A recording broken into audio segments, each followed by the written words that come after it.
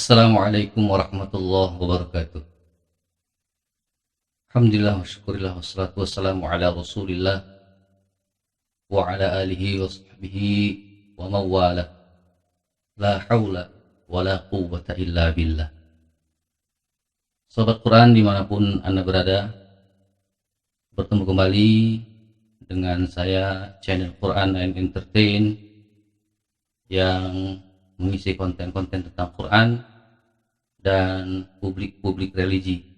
Para sobat Quran dimanapun Anda berada, tentunya kita bersyukur kepada Allah SWT dan salawat kita kepada Rasul SAW. Pada kesempatan kali ini saya ingin berbagi tentang pengalaman saya mengalami satu penyakit yang sekarang lagi ngetren. Ya Allah alam, apakah COVID-19 atau sejenisnya. Yang jelas penyakit yang memang terbaru yang pernah saya rasakan. Lebih kurang saya mengalaminya 3 minggu ya. Tapi sebelum saya berbagi bagaimana cara mengatasinya saya ketika sedang dalam posisi itu, saya ingin memberikan sebuah pandangan saya secara pribadi. Sebenarnya saya bukan termasuk orang yang tidak percaya dengan virus. Bahkan kita tahu bahwa di Android, di laptop atau di PC ya, pun kita sering dengar yang namanya virus. Artinya kita bukan orang yang tidak percaya dengan virus. Apalagi virus yang secara alami. Mungkin banyak hal yang mungkin dari pihak pakar kesehatan yang lebih mengetahui virus-virus apa saja ya.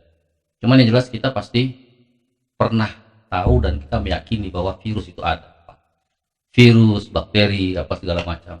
Saya percaya itu. Hanya memang menurut pendapat saya secara pribadi, jujur, berdasarkan media juga ya. Kita ini kan konsumsinya media. Baik YouTube, baik media sosial lainnya. Bahwa pertanyaan besar buat diri saya pribadi, apakah virus COVID-19 ini memang terjadi secara alami atau memang virus ini yang bahasa tanda kutip yang kita sering dengar di media sosial, perang global atau sejenisnya lah, konspirasi dunia kan gitu, kita Allah alam misalnya. Tapi intinya saat ini menjadi perdebatan di media sosial oleh pakar-pakar ahli, baik dari segi kesehatan, baik dari segi politik, macam-macam yang kita lihat di media sosial ya. Sehingga kita sebagai masyarakat awam ini hanya menampung berbagai macam pendapat, sehingga sampai saat ini menjadi pertanyaan dan menjadi perdebatan. Virus yang memang dibuat, dirancang untuk tujuan tertentu atau memang dari secara alami, itu yang sampai saat ini saya tidak memberikan keyakinan satu hal pun tentang itu. Cuman yang jelas saya termasuk orang yang tentang COVID ini tidak terlalu menghiraukan pada prinsipnya, karena saya yakin dan percaya bahwa yang namanya virus itu dari dulu sudah ada. Hanya mungkin kita termakan media, kita mengkonsumsi media, berbagai macam media sosial, sehingga akhirnya ya banyak pemikiran-pemikiran yang dalam hati kita, dalam pikiran kita itu bermacam-macam ya. Itu pendapat saya tentang virus COVID-19 ini. Jadi saya ingin berbagi tentang sekitar 3 minggu lebih kurang saya mengalami. Awalnya itu tepatnya di akhir Juni, saya pernah mengalami sakit demam panas tinggi, dan memang tidak pernah saya merasakan itu sebelumnya. Kalaupun sakit-sakit biasa gitu, sakit-sakit panas, tapi tidak sampai terlalu luar biasa puncak panasnya, dan sebentar naik panasnya, sebentar turun gitu. Apalagi kalau udah malam itu luar biasa, panasnya luar biasa, sehingga ya kita sebagai yang memang tidak pernah mengalami hal seperti itu, jadi agak sedikit panik pada waktu itu. Nggak berpikir sampai kita COVID apa segala macam. Nah, kemudian selang beberapa hari, 3 atau 4 hari, kemudian saya sembuh ya, beraktivitas kembali. Kemudian tanggal 3 itu kalau nggak salah, saya hari Sabtu. Nah itu memang dari keluarga, dari istri ya, kebetulan pun mengalami hal yang sama dengan saya. Pada waktu itu saya memang sehat gitu, cuman istri saya sudah mulai merasa seperti yang saya alami. Nah akhirnya selang beberapa hari kemudian, istri saya sudah mulai terasa ya seperti itu, demam panas tinggi, barang sakit semua. Terus kemudian beberapa hari kemudian tidak ada rasa, tidak ada penciuman sama sekali. Nah akhirnya saya pun berlanjut lagi setelah itu. Akhirnya kami berdua kena merasakan penyakit itu. Sehingga akhirnya seminggu kemudian istri saya tuh kemudian udah mulai enak, tidak terlalu parah gitu. Hanya beberapa hari mengalami sampai tidak ada rasa, tidak ada penciuman, kemudian rasa badan tidak enak. Nah, kemudian saya yang berlanjut, sehingga setelah seminggu itu saya semakin fisik sudah mulai melemah. Seminggu kedua itu luar biasa. Bahkan di minggu kedua itu jujur saya merasakan itu sangat luar biasa, yang sakitnya semuanya ngumpul ya, perasaan sakit semuanya ngumpul sesuai dengan persis yang kita dengar di media apa ciri-ciri penyakit COVID-19 itu, yang kena penyakit COVID-19 itu. Panas tinggi, kemudian mulai batuknya kering luar biasa, nggak pernah saya rasakan batuk seperti itu. Nah kemudian badan sakit semua. Ini masih minggu pertama, dan batuknya itu luar biasa saya rasakan, sehingga akhirnya seminggu kedua itu saya merasa fisik saya sudah mulai melemah, dan di minggu kedua itu saya merasakan saya mengalami di posisi titik yang paling rendah pada tubuh saya. Saya merasakan kayaknya luar biasa sakit yang saya rasakan itu, apalagi pada saat batuk kering itu luar biasa. Saya nggak pernah merasakan batuk sampai sesakit itu. Sakit itu kepala sakit macam ditusuk-tusuk jarum. Nah kemudian dada, jantung sama paru-paru yang saya rasakan itu. Dada itu kayak ditekan luar biasa, terus paru-paru itu rasanya nggak sanggup bernapas. Jadi mengalami sesak gitu. Sampai pinggang saya itu terasa mau lepas. Seminggu kedua itu saya rasakan, dan sampai saya batuk itu sampai ya, merasakan sakitnya sangat luar biasa, sehingga fisik saya melemah. Nah, kemudian di saat-saat seperti itu mulai hilang bau, hilang penciuman apa segala macam gitu kan. Yang saya rasa, yang jelas ciri-ciri yang saya rasakan tuh persis sesuai dengan yang kita terima di media sosial, bahwa COVID itu begini, COVID itu begini. Yang jelas saya merasakan seperti itu. Nah, itu seminggu kedua. Nah, kemudian yang minggu ketiganya itu saya mengalami yang sangat luar biasa. Justru itu saya mengalami sakit ya tambah parah gitu. Maksudnya tidak, yang minggu kedua itu lebih parah, dan minggu ketiga itu lebih parah lagi yang saya rasakan.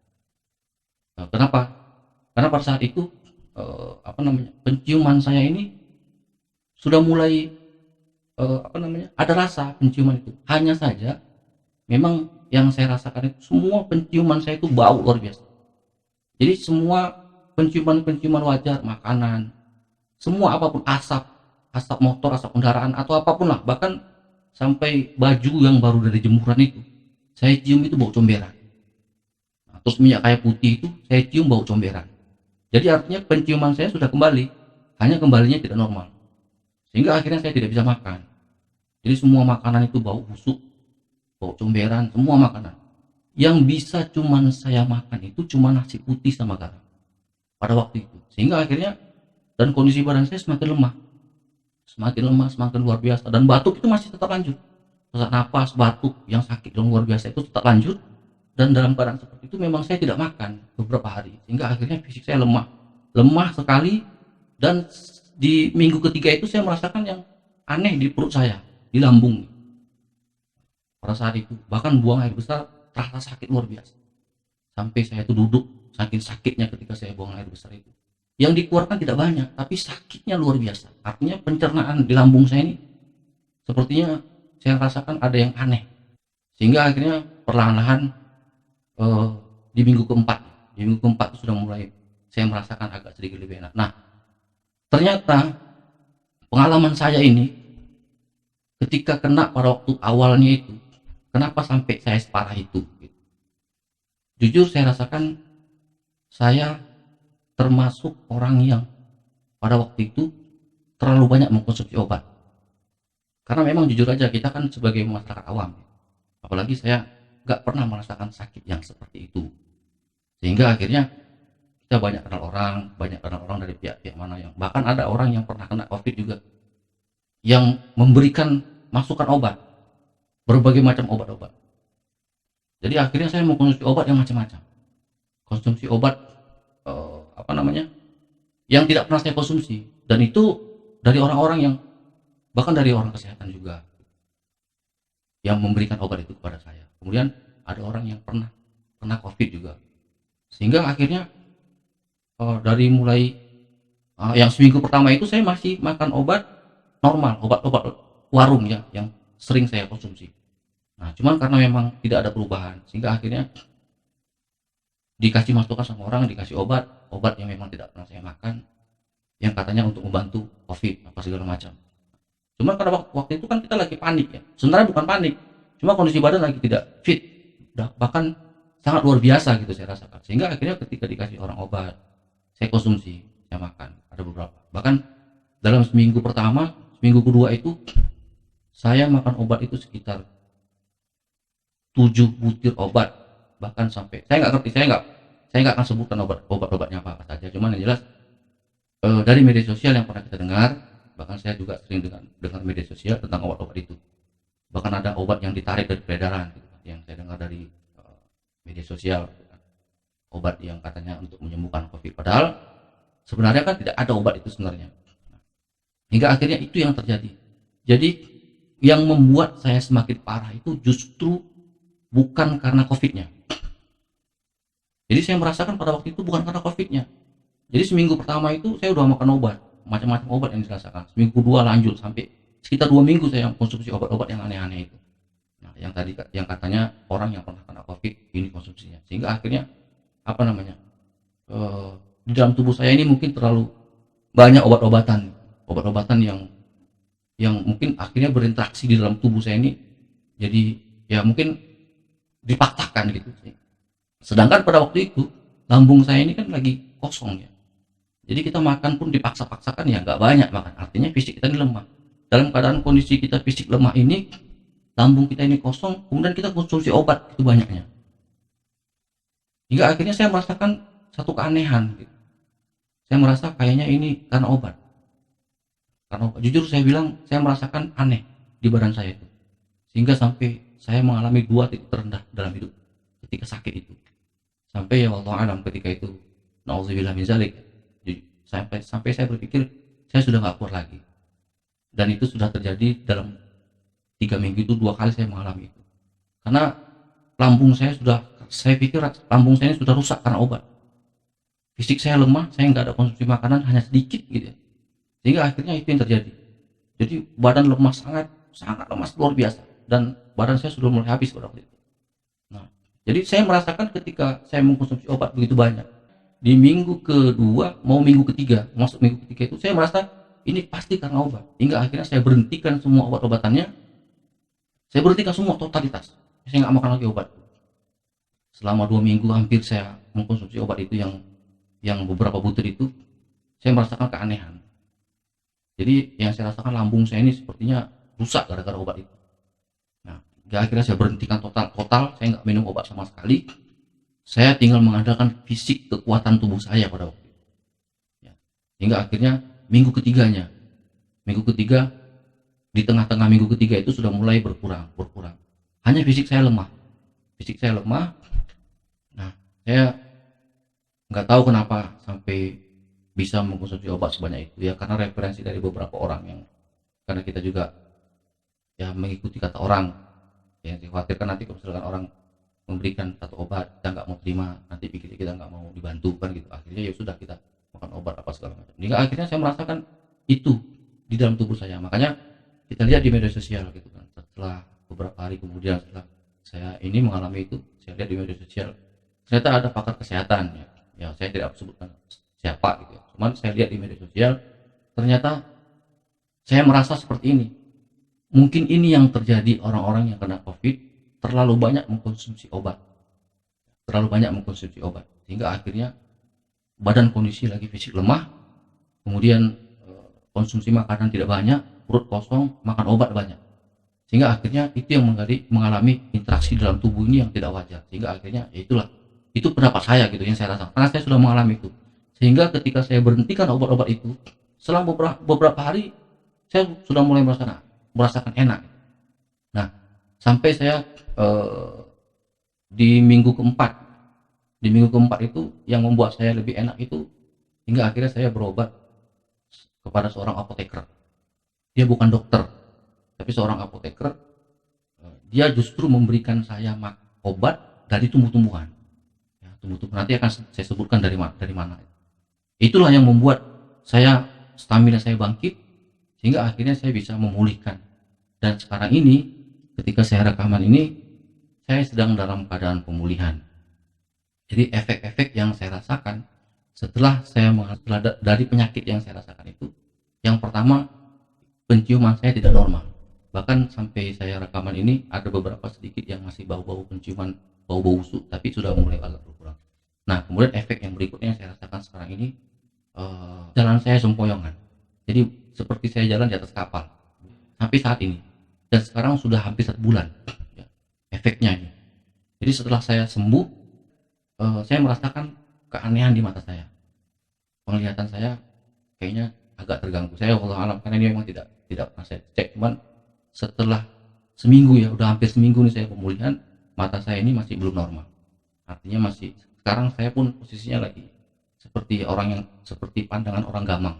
Gamang itu orang yang kayak linglung gitu. Mungkin saya merasakan jujur aja karena interaksi obat yang sangat luar biasa. Nah, ini yang saya rasakan. Makanya saya berbagi. Yang pertama, pengalaman saya. Jadi sebenarnya kalau pendapat saya secara pribadi, jujur saya bilang, kenapa saya berani mengutarakan pendapat saya tentang COVID ini, karena saya sudah mengalami itu yang sangat amat luar biasa. Yang pertama, bahwa memang jujur secara pribadi saya mengatakan bahwa COVID ini tidaklah berbahaya. Jujur saya bilang, yang membuat saya berbahaya ini interaksi obat. Saya merasakan itu karena saya merasakan saya mengkonsumsi. Alhamdulillah, karena isolasi di rumah mandiri gitu, sehingga akhirnya saya bisa mengontrol dan saya cepat merasakan keanehan, sehingga akhirnya saya berhentikan obat-obat itu. Mungkin kalau misalkan seandainya saya lanjutkan obat-obat itu, wallahu a'lam bishawab, saya nggak tahu apa yang terjadi dengan diri saya. Nah, jadi itu yang pertama. Sebenarnya secara pribadi saya mengatakan bahwa COVID ini sebenarnya tidak berbahaya. Saya sampai separah ini karena obat. Yang pertama itu. Nah, cuman yang perlu digarisbawahi, memang kalau misalkan orang yang kena COVID, yang perlu dihati-hati ya, yang perlu diwanti-wanti. Yang pertama, orang yang usianya sudah 50 tahun ke atas. Artinya, yang perlu dikhawatirkan itu adalah ketika dia fisiknya lemah. Itu saja. Kalau dia umurnya 50 tahun ke atas. Tapi kalau misalkan yang kena COVID, umurnya 30 ke bawah. 30 ke bawah dan dia tidak punya penyakit, riwayat penyakit bawaan, insya Allah tidak ada masalah. Kenapa saya katakan seperti itu? Karena jujur, pada saat saya mengalami itu, istri saya dan sekeluarga kami kena. Sekeluarga kena, anak 3 orang kena semua. Cuma anak-anak ini rata-rata umurnya di bawah 30-an, ada yang di bawah 20. Dan mereka biasa saja. Bahkan ada anak yang memang betul-betul dari PCR positif, tapi dia biasa aja, hanya flu biasa, dia merasakan sakit kepala, demam, tidak ada rasa apa segala macam. Seminggu, insya Allah dia pulih kembali, karena fisiknya masih kuat dan memang alhamdulillah tidak punya penyakit bawaan. Jadi tidak perlu dikhawatirkan. Dan semua tiga anak-anak itu insya Allah sembuh tanpa obat, hanya makan obat-obat alami aja. Nanti saya akan sebutkan obatnya apa saja. Ya. Nah, jadi artinya itu, jujur saya bilang tidak berbahaya. Yang berbahaya itu adalah pola pikir. Karena kita sudah dimakan media, dihantui dengan media, segala macam, Allah alam bisa. Kemudian, jangan panik dan tidak berbahaya. Kemudian yang berikutnya ini, bahwa jangan mengkonsumsi obat yang tidak pernah kita konsumsi. Jadi biasanya kalau sudah merasakan seperti itu, yang jelas awal-awal biasanya macam-macam itu efeknya. Awalnya ada yang panas duluan, badannya panas. Bahkan ada yang panas tapi tidak batuk. Usahakan konsumsi obat yang normal saja, yang biasa kita konsumsi. Misalkan kalau panas badannya, ya minimal paracetamol. Selebihnya jangan dipaksakan. Kalau memang tidak batuk, jangan ada makan obat batuk. Sama sekali jangan. Karena ini batuk tidak wajar. Bukan batuk normal pada umumnya biasa. Jadi tidak ada obatnya. Obatnya itu ya fisik. Fisik, ketahanan imun, fisik dikuatkan. Ya paksain makan intinya. Paksain makan walaupun sedikit. Makan konsumsi obat yang normal-normal aja. Jangan dipaksain yang aneh-aneh. Maksudnya tidak akan terjadi apa-apa. Hanya paling butuh istirahat, makan secukupnya. Itu. Nah, kemudian yang perlu diwanti-wanti lagi adalah, ya memang tidak bisa kita pungkiri, dengan kondisi seperti itu kalau memang punya penyakit bawaan memang sangat berisiko. Tapi selama tidak ada penyakit bawaan dan kemudian fisiknya insya Allah bisa dipertahankan dan kemudian umurnya tidak sampai 50 tahun ke atas, insya Allah tidak berbahaya. Itu saya bilang tidak berbahaya. Nah, jadi saran saya, obat-obat alami yang sederhana itu sangat membantu. Ini saya akan sampaikan apa saja yang kira-kira bisa kita konsumsi ketika kita sudah merasakan hal-hal seperti itu. Yang pertama ini dari seorang apoteker yang menyampaikan ke saya, sehingga akhirnya saya berobat pada waktu itu. Yang dia kasih obat ke saya itu yang pertama adalah daun kates, muda ya, daun kates muda itu. Nah, itu bisa dikonsumsi, dijadikan lalap atau di di blender ya, dijadikan seperti kayak bubur gitu. Tapi sama daun-daunnya kita makan, kita minum ya. Nah, itu yang dikasih ke saya, dan alhamdulillah setelah saya dikasih itu, saya mengalami sedikit fisik saya mulai bangkit dan saya mulai ada nafsu makan. Ternyata itu dia, daun kates ya. Ingat, daun kates, daun pepaya itu yang muda itu. Nah, itu membantu untuk mengkonsumsi yang saya rasakan ini, selera makan. Sehingga akhirnya kita selera makan, jadi fisik kita bertahan ya. Kemudian labu kuning. Nah, labu kuning ini ternyata mengandung vitamin A yang sangat luar biasa, dan itu bisa membantu meningkatkan stamina dan fisik imun kita lah gitu. Nah, ini ternyata yang saya konsumsi. Alhamdulillah setelah saya minum konsumsi itu mulai ada perubahan. Ketika saya mengkonsumsi obat itu, saya merasakan lambung saya, ya mungkin sudah, yang jelas saya nggak tahu alam apa yang terjadi, cuma yang jelas feeling saya gitu, yang saya rasakan lambung saya sudah rusak, paru-paru saya sudah rusak. Nah, sehingga ketika saya mengkonsumsi yang daun-daunan tadi itu, perlahan-lahan sepertinya diperbaiki nih perutnya gitu. Nah, itu yang saya rasakan. Jadi jujur saja saya bilang, jangan panik dan jangan pernah mengkonsumsi obat yang tidak pernah kita konsumsi ya. Itu aja intinya ya. Ini yang saya rasakan, yang pengalaman menurut pengalaman yang saya rasakan. Jadi alhamdulillah sampai detik ini sudah hampir lebih kurang 1 bulan, dan saya pun sekarang sedang menghadapi proses pemulihan, walaupun tidak sempurna betul, tapi alhamdulillah saya sudah beraktivitas, saya sudah mulai ngajar ya. Jadi itu pesan saya. Jadi sudah aja saya bilang bahwa jangan panik dan jangan pernah mengkonsumsi obat yang tidak pernah kita konsumsi. Kalau memang panas, paracetamol. Kalau memang tidak batuk, jangan dipaksain minum obat batuk. Dan tidak perlu mengkonsumsi obat batuk, karena memang itu batuknya bukan batuk wajar.